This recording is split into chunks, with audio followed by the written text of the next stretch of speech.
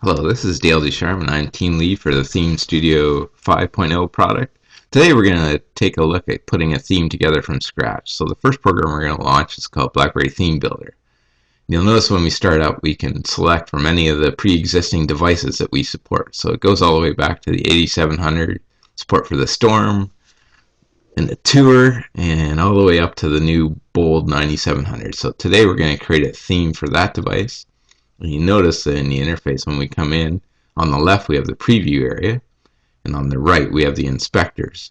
And the inspectors are broken down into the various screens we have. So the message list screen, the phone screens, the lock screens, and all the different properties that we can change are on the right here. So the first thing we're going to look at is changing the banner profiles icon out. So we're going to change that to this, and you see on the right when we change it, it'll reflect in the preview on the left. So the next thing we're going to look at is actually looking at starting in the home screen. So we're going to switch the background out here to something different. So you can select from any of the different images you already have on your disk, and it will automatically resize them to the proper size. If you wanted to pre-scale them, you can use an image editor of your choice, pre-scale them, and bring them in. Next, we're going to look at creating a very similar screen to the Zen screen, except we're going to have the application launchers be along the left and the right side. So we're going to do 3 along the left and 3 along the right. So basically, you can select them all and change their properties all at once. So we're going to change the focus icon for each of these application launchers to the one we used in the banner profile area already. And the next thing we want to do is add a little pizzazz. So you can select animations for these when you focus into them. So on the left, the 3 ones on the left are actually going to bounce in from the left, and the 3 on the right, when you focus in, will actually spring in from the right. So you'll see that once we get it up and running here. We're just going to realign these things with the alignment tools, bring them down, and that's basically what our home screen is going to look like when they have the focus icons in. So the next thing we need is to know which application name is in focus. So we can use the status text area here to do that. And basically we can set it up to be any font we want that we already have installed on our system.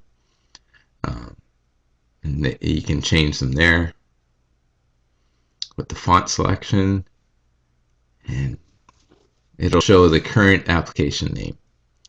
Next thing, we're going to look at the theming the application list area. So once again, we're going to just change the background out.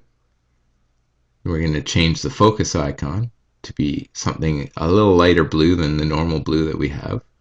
You can also change any of the icons for any of the applications that are already shipped. So if we change the calendar icon to the bullets, you'll see it reflected in the interface here.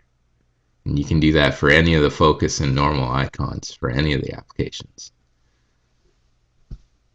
You can also add up to 10 web links to the application list screen. So for example, if we wanted to create a link to the mobile.blackberry.com, we could do that through this. And then when you click on it, it would actually go to that site. And then you can set up different icons for those as well. Next, we'll look at theming the controls, so different buttons and dialogues, menus, etc. So let's start with the buttons. So any image you can take in and you can edit if you have it set up in your preferences. So we've selected Photoshop as our favorite editor. So when we hit edit, it'll bring us in here, and we're just going to take the image and change it to be a lighter blue.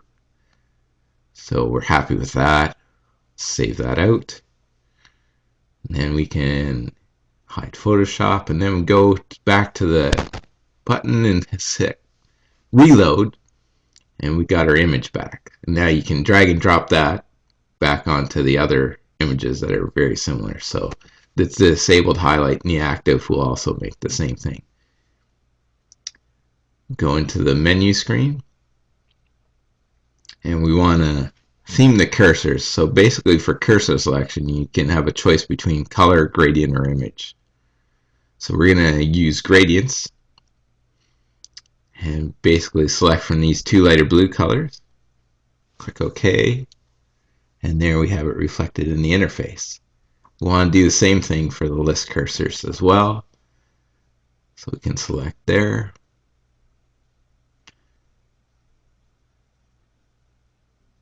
And click OK, and we got that.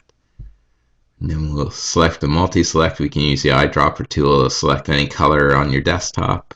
So we're just going to pick that color. And the search field, we're going to basically make that just a color. So we're just going to use the same color there.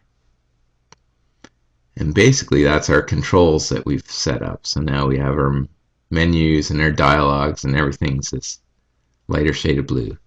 So next we'll look into the message list. So the message list app, you can change things like the date, font, the background header, and we're just going to change the priority one to a lighter red.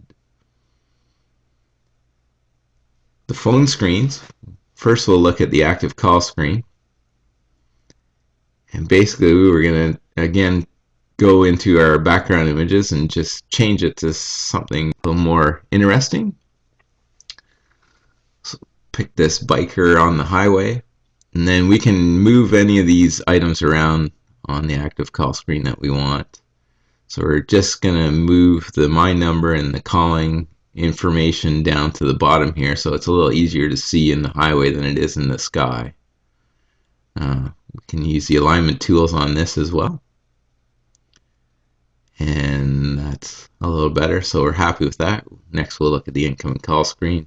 Again, swap out the background here to something else. Once again, all the images will be resized to the appropriate size here, which is 480 by 360. Again, it's hard to see some of the text again, so we'll just move this stuff down into his shirt, which is easier to see against. However, we're having trouble seeing the incoming call, so let's put a stroke on that text, and that'll bring that out. And the last thing for the incoming call is now we can add ringtones in 5.0. So any sound file that you have, you can add in. So that's going to be our ringtone.